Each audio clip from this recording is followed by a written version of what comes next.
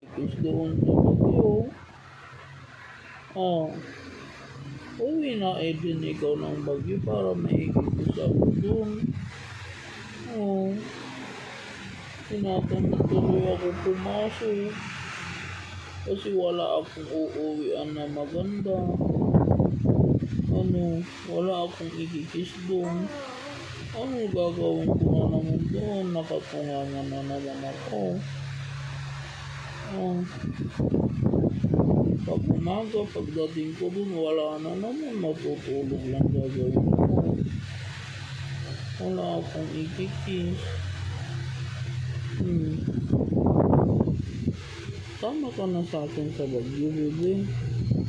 Na, tama na ikaw. Pwede. Gusto mo sumama sa Bagyo. Ha? Tama ka na, bebe. Ayaw na naman ako ng bebe.